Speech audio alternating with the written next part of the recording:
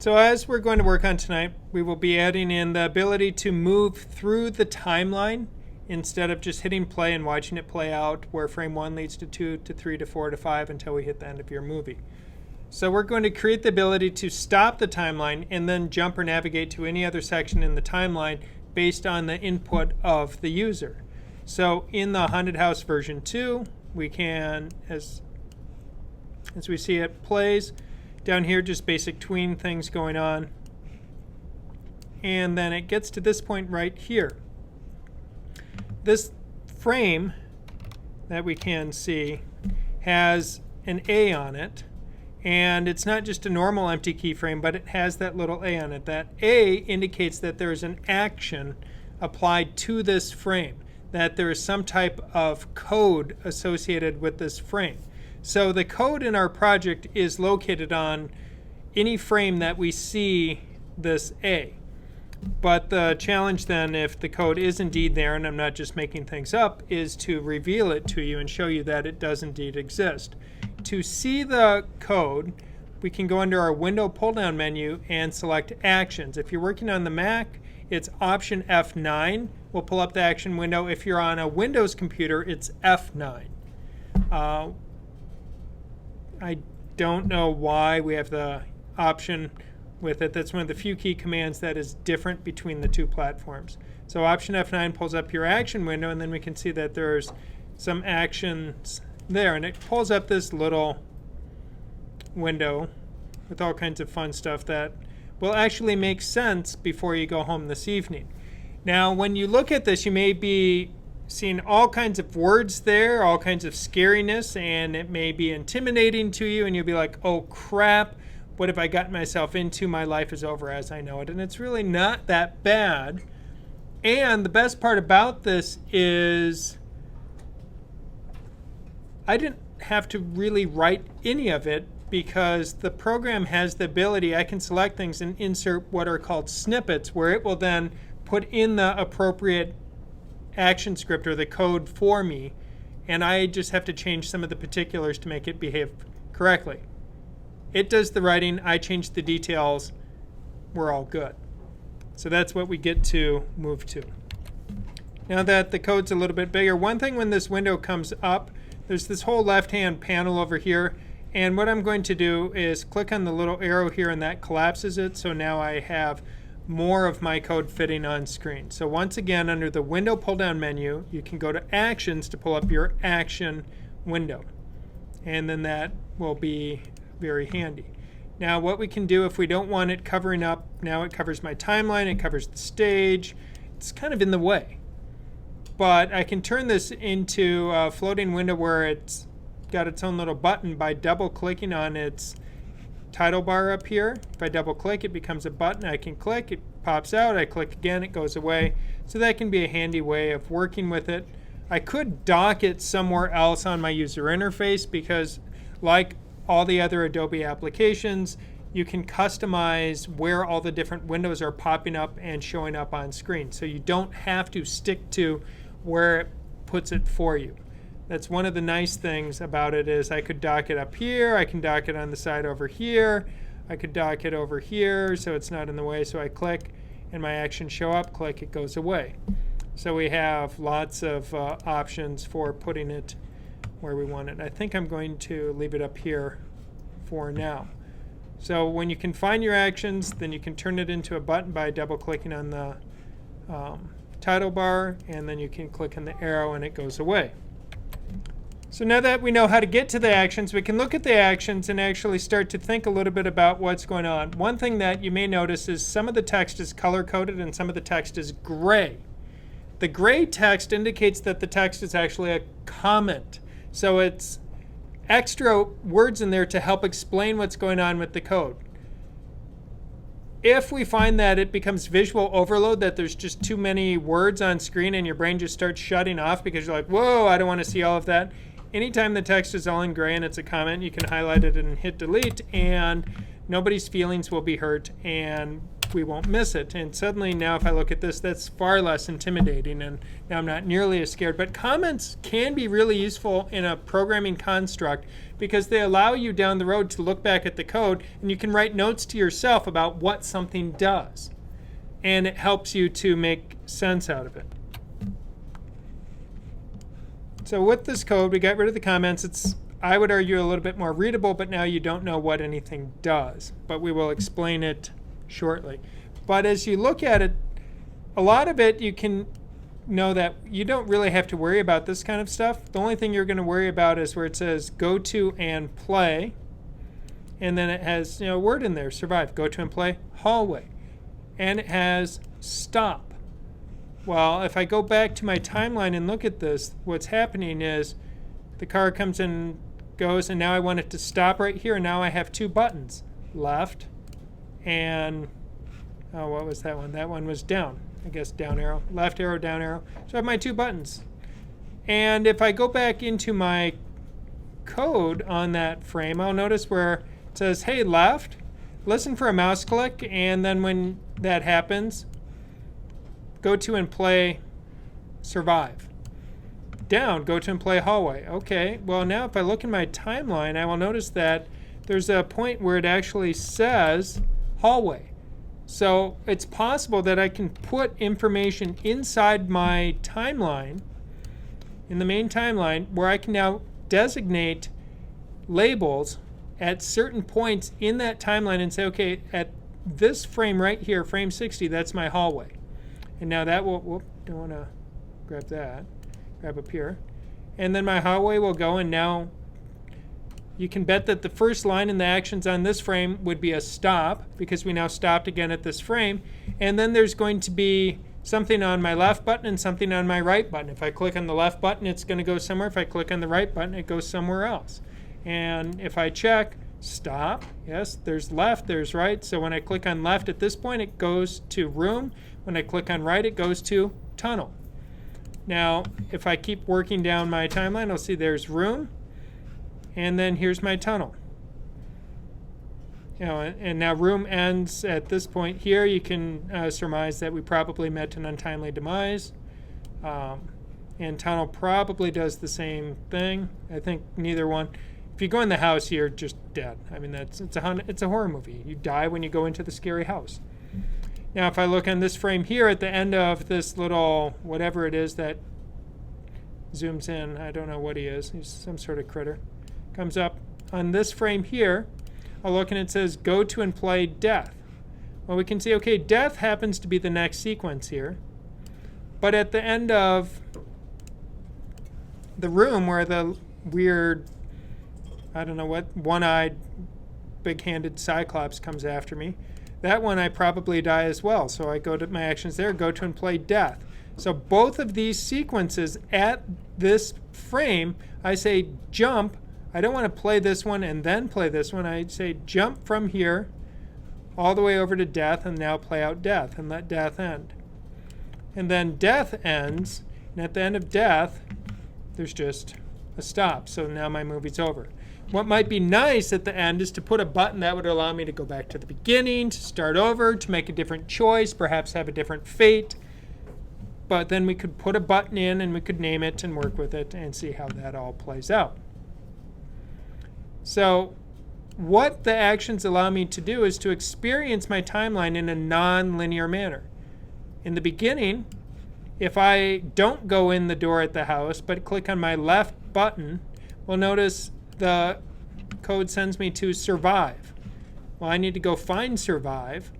And let's see, we had hallway, then I have room, then I have tunnel, then I have death, and oh look, all the way at the end. So that means if I click on that left button, it jumps all the way over to frame 235 to play survive, where the guy just hobbles off screen and it's done.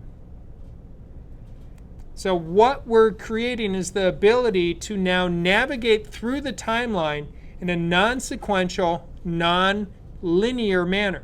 So if, imagine I had a project that then presented you with a question and you had three choices, I would have 3 buttons on screen. I click on button 1, it goes to say frame 100. Click on button 2, it goes to frame 200. Click on button 3, it goes to frame 300.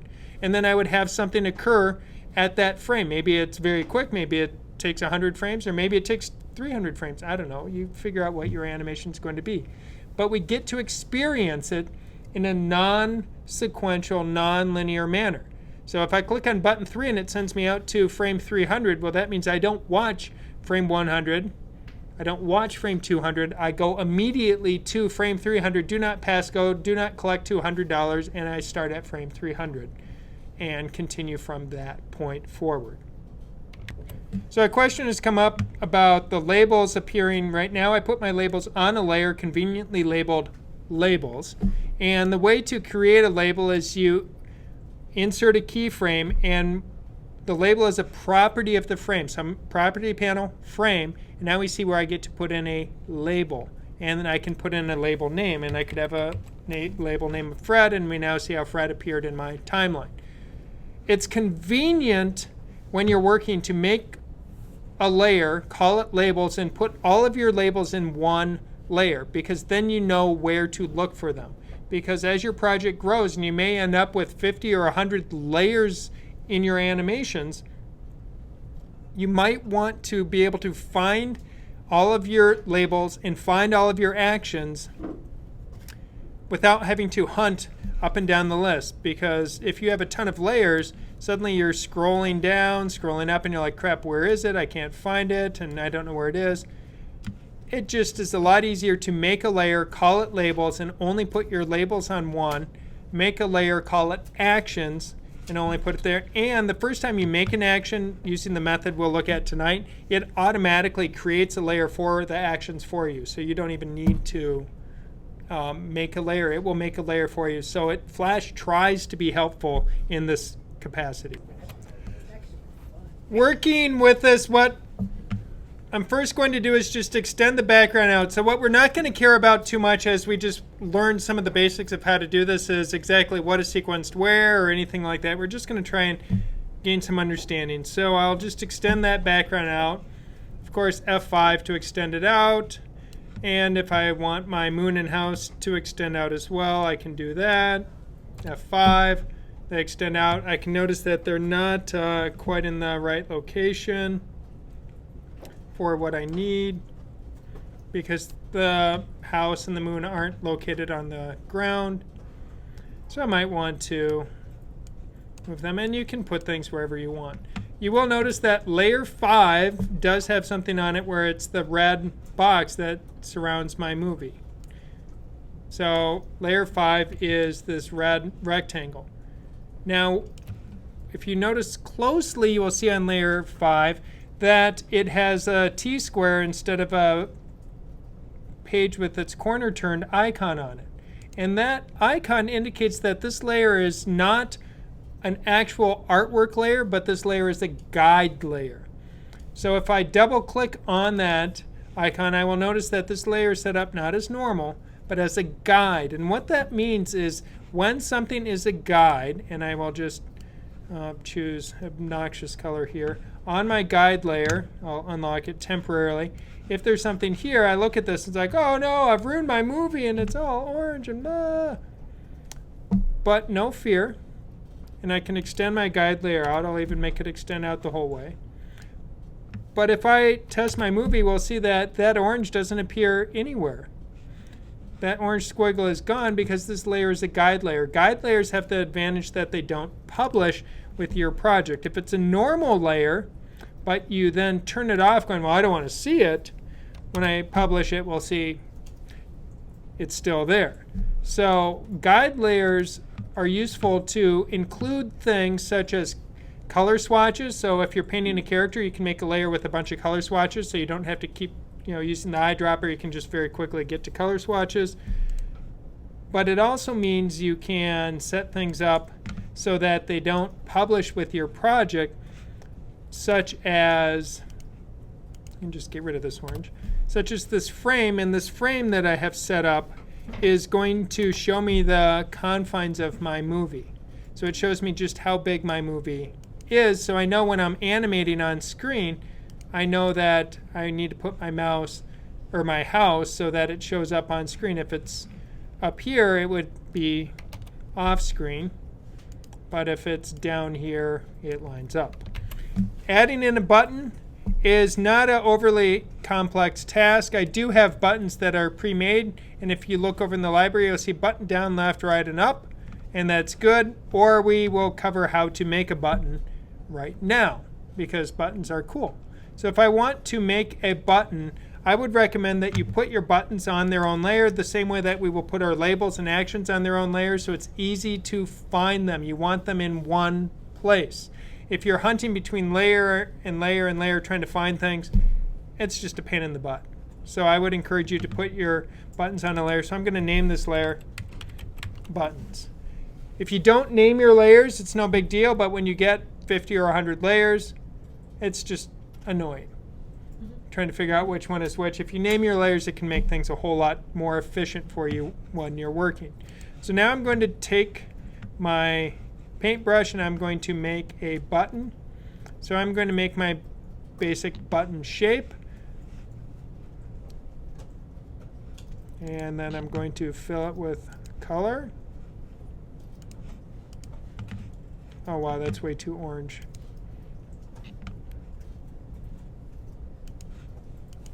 Okay, so now I have made my button. A button is a symbol. We used movie clips previously. We can also now create a symbol that is a button. So I've now selected my button artwork that I've created. And we can use the convert to symbol, which is F8, modify convert to symbol. So tonight, F5, F6, F7, F8. Those 4 F keys are used quite extensively when you are working in Flash. F5 to extend frames, F6 to add a keyframe, F7 to do an empty keyframe, F8 to convert something to a symbol. So I choose modify convert to symbol, and now it comes up, and I'm going to call mine big red button. And under type of symbol, you will see that we can now choose one of 3 types. I can choose movie clip, button, or graphic. Because we're trying to make a button symbol, it would make sense to choose button at this point. So I will choose button. It's big red button. You can call your button whatever name you want. It doesn't matter. The name that we give to it allows us to identify it in the library. It has no other functionality. So you can name your buttons however you want. Now I click OK. There it is. Now, when I'm looking at this button, we'll find that this button behaves a little different than the buttons that have already been made, because the buttons that have been made previously already exhibit their kind of rollover effect, and my big red button is feeling left out at the moment because it does not have that. So we need to add that functionality to the big red button. And we can do that by double clicking on it, and that brings us into the symbol editing mode. If you look closely, you'll notice that the button timeline is a little bit different than the normal timeline. The button timeline has 4 labels on it: up, over, down, and hit. So what it is the button is a specialized symbol. It's kind of like a 4-frame movie clip, but then it knows how it's supposed to behave.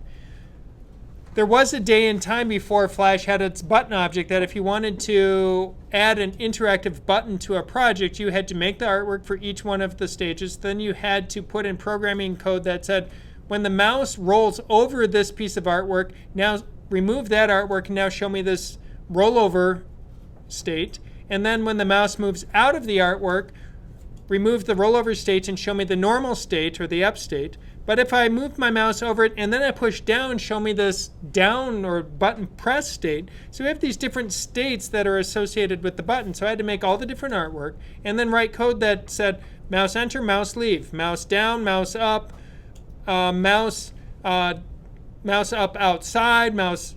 It was a pain. It's lots of code, and then you realize, wait, I might have 100 buttons in a reasonable complex project. And if I have to do all that individual programming for each button, that really sucks after a while. And then Flash came out and said, oh, well, buttons are just kind of the same. We roll over them, we push down on them. So we might as well just make something that is a button object and be done with it. And it's a good time saver. So what I can do inside this button object is I can now hit F6 to add a keyframe.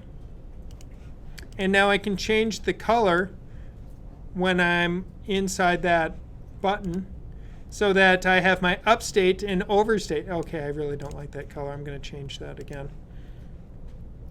I want it to go green. So upstate, overstate, changing its color. And now we can hit F6 again. And I will change the color. So when I press down on it, I want it to become something else. And it does that. So I have up, over, down. So for each one of the states, hit F6 and then change the color. You don't have to limit yourself just to color changes. You could also update or change the artwork. So on my overstate, I could add in extra fun. So up, over.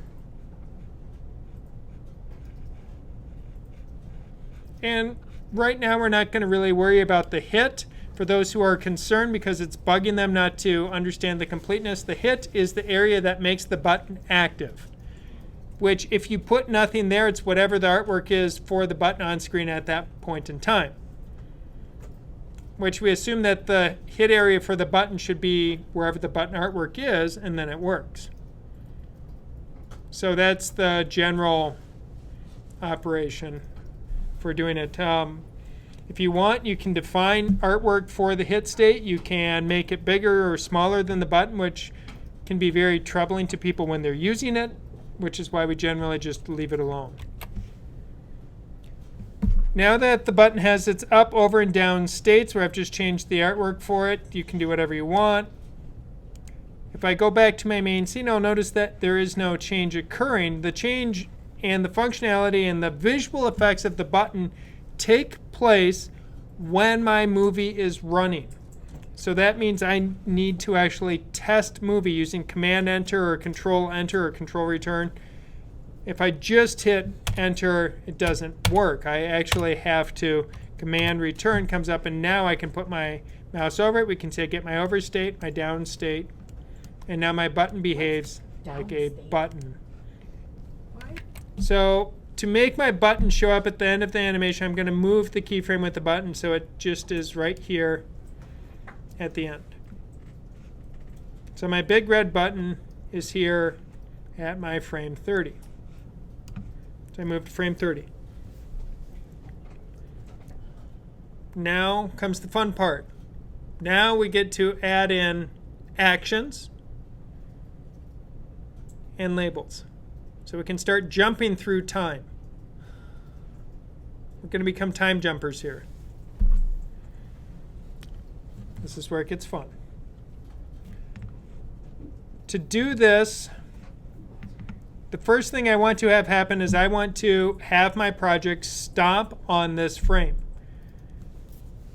I promised you earlier that the program itself will do most of the writing of code for you. You just have to change the particulars. To show you that, on your panel section, you will see there is a panel called Code Snippets. So it's under Window right there, Code Snippets. It's this icon right down here, which looks like a page with lines on it and two curly braces on top representing the code. If I click under Code Snippets, you will see a series of folders come up. Each one of these folders contains a variety of snippets that are code written for me. Adobe added snippets to Flash for a couple of reasons. One, they wanted to try to make doing some of this programming easier because there's snippets that do some pretty advanced things here. Two, they wanted to write the snippets in such a way that they demonstrated some of the better practices for how to write ActionScript code, the language of programming that Flash uses, because they wanted people to understand the way they should be using it in the way that Adobe has designed it to work. Now, one of the good things about ActionScript is the core functionality that is part of ActionScript and how it's put together and how it works.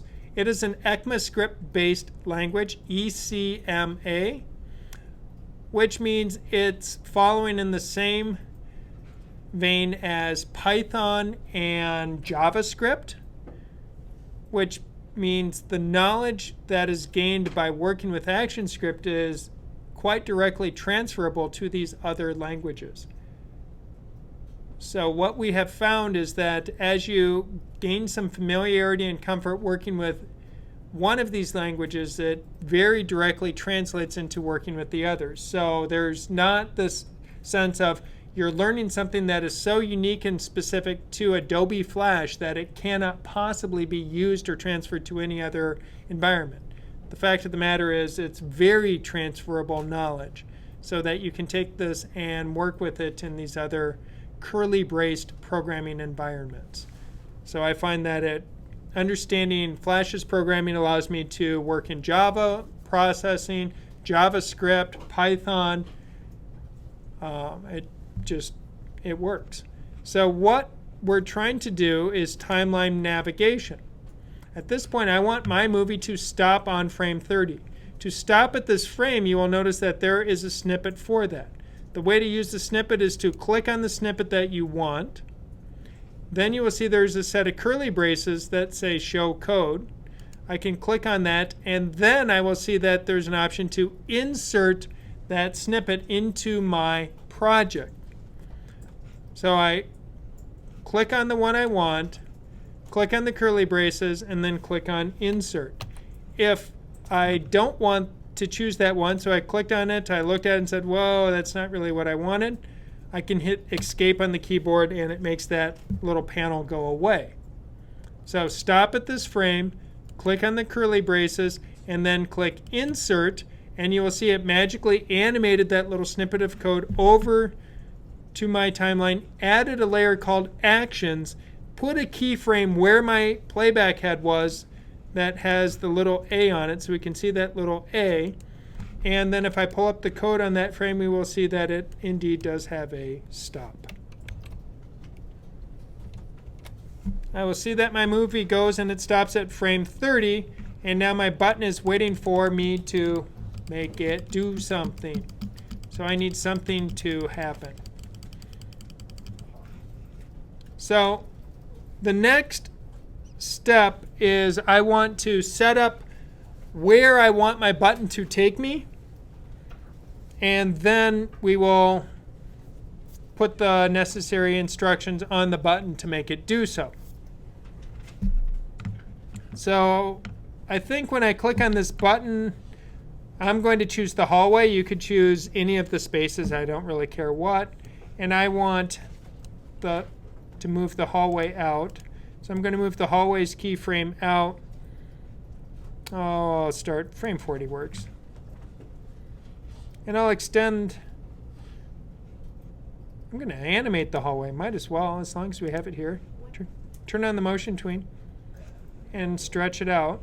So again, I just took the hallway layer keyframe and clicked on it, and then clicked and drug it over. So once you have your artwork out there, I'm going to create a motion tween on it, because I want the hallway to extend out. Let me extend my red frame so I know where the hallway sits.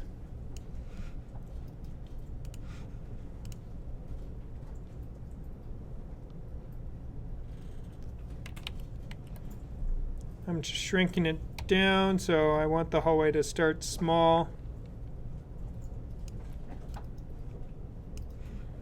So my hallway is small, and then to go big, and just stretch it out. So in this case, hallway is there. I'll leave it so we can see both doors. And because it's a haunted funhouse, I almost feel that the room should be kind of rotating as it goes through a little bit.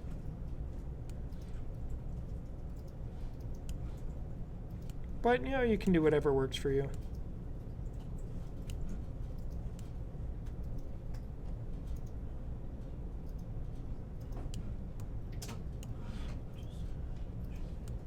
So we can see how it wanders up.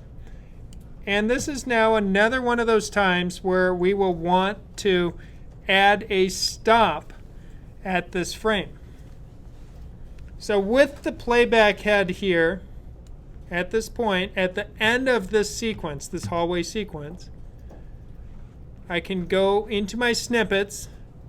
I can use my button, or I can go Window, Code Snippets, stop at this frame, click the curly brace, click Insert, and now it inserted that snippet into my project, and it did so on the actions layer.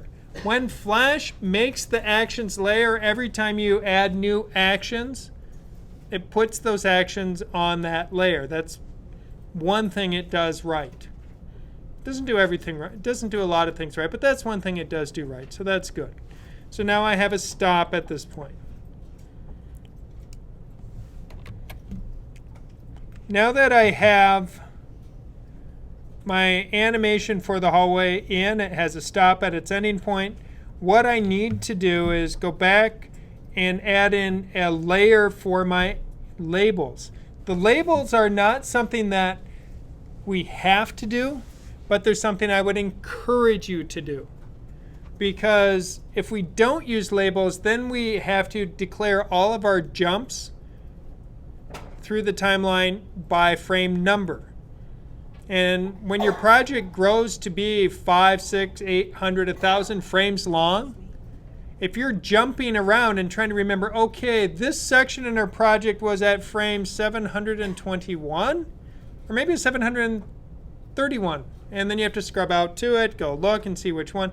But if you use labels, it's much easier to remember a word than it is to remember a specific number. So I would encourage the use of labels. But we can just as easily jump to frames based on numbers as we can based on labels. So I'm going to add the labels in, then we will see how the magic occurs. So I'll add in a new layer. I'm going to label it labels. Now a label is just a property of a keyframe. So on my keyframe, I'll click on the first keyframe, go to Properties, and I'm going to call this one Start. And now at the beginning of my hallway sequence, I'm going to click and add in a keyframe, and then I will add a label onto that keyframe, and I will call that hallway. So I just added a keyframe. With that frame selected, I went into my property panel and typed in the name. Making the button come to life requires us to do two things. The first thing, now that we have this nice, beautiful button symbol that I've created, and when I double click, I can see it has its up, its over, its down, is we have to take this button that we're working with and provide an instance name. Now what that is the button it's a symbol, which means because it's a symbol, we can reuse it multiple times. So I could now take my big red button and I could put another one out and another one out. And so I could have a whole bunch of these on screen. So knowing that, I would be stuck at the point of, if in my code I said, well, the big red button, when you click on it, I want it to go somewhere. Then Flash would ask me, it's like, well, which big red button are you talking about? There's 4. So what we need to do is we need to put an instance name. We have to provide a name on this button, an instance name. And if you notice in the property panel, it's even prompting us to put an instance name on that object. So I'm going to click on my big red button and I will put in an instance name, and in this case I will just call it hall because it's going to go to my hallway. Now, one requirement on instance names, they must always begin with a letter, and they are only allowed to have letters, numbers, and underscores in them. No spaces, no periods, no funny characters, no funny business. Letters, numbers, and underscore are the only permitted characters, and it must begin with a letter. It's a requirement. So I have named this button Hall. Now, with that instance selected, I can go into my snippets and I can look at my timeline navigation snippets, and I will see click to go to frame and play.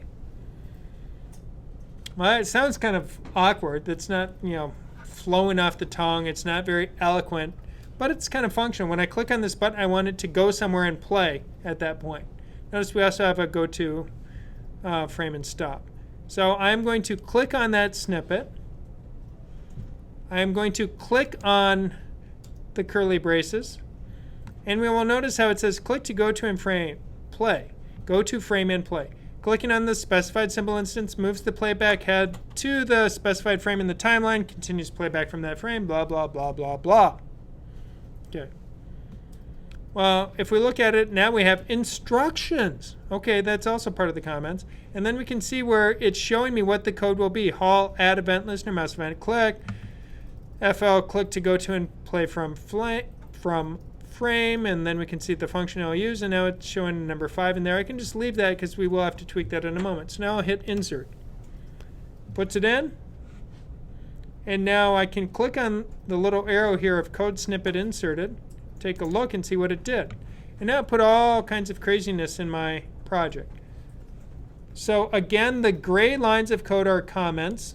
You are allowed to safely delete them to get them out of there. I'm going to do that so that there's less visual confusion. Going to delete all of that. Now we can see it says Hall, listen for a click, and when a click occurs, it will go to and play, and now it has a number 5. Due to the crash in Flash, I'm going to repeat adding in my thing, and it also just reminds us that save frequently, save often, and save multiple redundant copies, ideally in separate locations, because when it goes down, it sometimes will take and corrupt your file. Now I have my button here. I'm going to click on that button, go into my property panel, and that's where I get to theoretically type in an instance name. Let's try again. I need to switch tools, and then I can do it. Click on the button, or not. See, that's what mine is doing. All right, so Flash is being disagreeable at the moment, and I'm not quite sure exactly why. I'm just going to grab one of my other buttons and see if that one is being difficult. So currently my buttons are refusing to allow me to provide an instance name on them, which is a very unusual occurrence, but no, it's not the end of the world, because if I click on said button, so if I have a button here, if I go into my snippets and choose my click to go to frame and play, click on the curly braces, I will look inside that snippet and I will notice where it says instance name here. It's waiting for me to, if the object had an instance name like it did before Flash crashed earlier before the break, it already was populated. So now what I can do is I can now click right there and I can just type, and I know I want this button to go to my Hall, so that's my Hall button. So I will click insert then. So I typed in what was highlighted, I hit insert, it puts it in. Now if I look at that code, if I look at those actions, so click on that action, go to window, choose actions, it pulls up my actions. When I look at that, now I have all that extra comments in there. I'm going to delete those just to get rid of them. And and I did it once before because I was doing it twice. We'll get rid of it. So now it's clean. So what happens is Hall is listening for a mouse event to occur, a click of a mouse, and then when it happens, it's going to call a particular function. A function is a set of instructions that we're providing the computer. We're telling the computer we want something to happen. So it's a function. So you can worry about the exact syntax of a function if you're so motivated. It's not really going to improve anything whether you truly understand that or not at this stage in the game. If you continue onward, then you might want to understand what all of these different things do. Just suffice it to say that what we need to change is this number 5 here, because currently if I click here, it will send me to frame 5. But if I want to go to a different frame and not frame 5, because frame 5 is over here, I need to put a different number or a label inside that. So I can now, if I want to, I could say, if I typed in 30, it would send, well, no, 30 wouldn't work because I'm already on 30. That'd be silly. 40 would have been a better choice, so I will type in a 40. Now, if I test my movie, comes up, my buttons come up. This button has nothing associated with it, so no magic happens.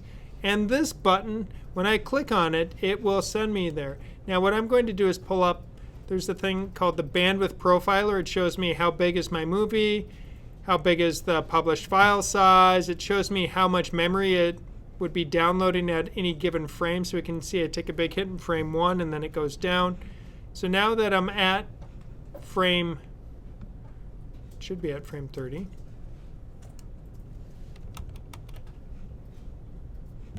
Wow. After a couple crashes here, let's see. Now I can type in this area again. So that hall is the instance name. The label I want to go is hallway.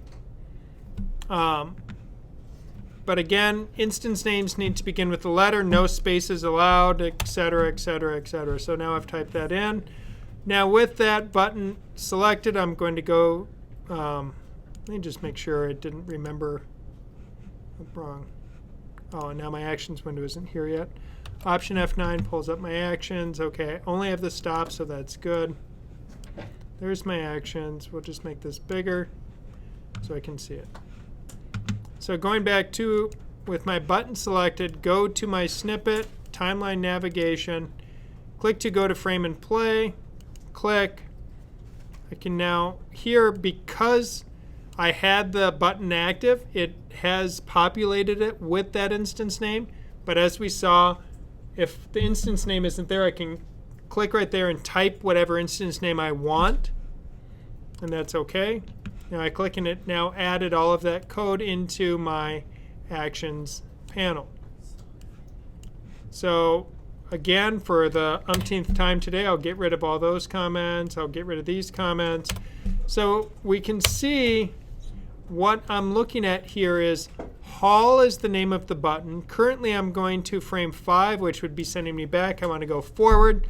If I want to go to my label hallway, that is a string or a group of characters, so I must put it in quotation marks. So I must type in the word hallway in quotation marks if I want to use my label. If I want to just use a number, I could type in 40 since it's at frame 40. Both of those are going to produce an identical result. By having the word hallway here, having the label hallway in my label layer, I believe makes it more readable when I look at my timeline, and it makes it more readable when I look at my code, because then I know what that is supposed to be. You can decide what you want to do. You can use numbers or you can use labels. My feelings won't get hurt either way. Can you play yours just for a second there, John, so I can see the end result of what you just did? And now I'm going to, my button comes up, and if I click on the button, it should jump to the hallway and play the hallway. The hallway has a stop at its end. The takeaway on this is there's a couple of key things that we need to work with on the actions. We need instance names on our objects. If they have an instance name, then we can make them interactive.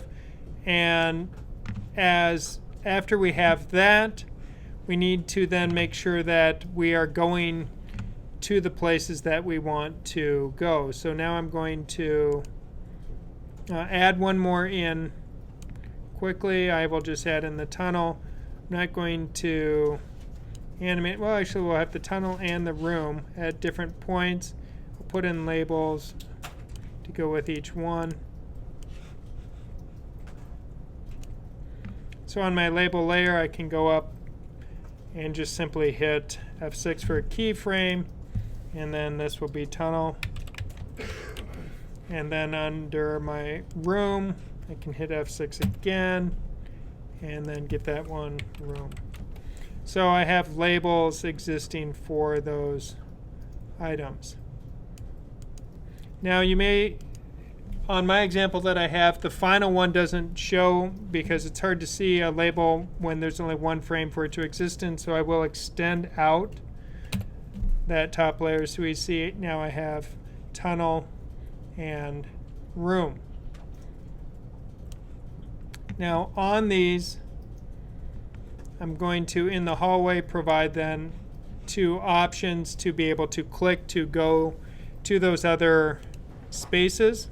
So I will use the left button. Oh, and I need to make go to my button layer to make this active. And this does introduce an important concept or point that we will want to be aware of, that is on the button layer. If I want to have a keyframe here, and if I hit something like F7, I will now notice that my button exists the whole way through. So if I want this button to show up for one frame and then disappear on the next frame, if I hit F7, it inserts that empty keyframe. So we have a full keyframe, empty keyframe. Now it goes away. And then on this next point, I can go and hit F7 for where I need my buttons to show up, and now I will have a left button and a right button. Now it will make sense to name these. So again, in the property, instance name left and right. So if these objects have been named, I can now add in the necessary code. So if when I click on the left, I want to jump to the tunnel, I will click on my left button. I will go to Snippets. Now, there's click to go to frame and play, but there's also click to go to frame and stop. If I'm jumping to a frame where there's no animation and it's just stopped, because in this case I have one frame long, if that's indeed what I want, it would make sense to use click to go to frame and stop. So I jump to that frame and don't keep playing. Otherwise I will jump and then it will keep going and it will just go through and then I'll get to here. And that's not right.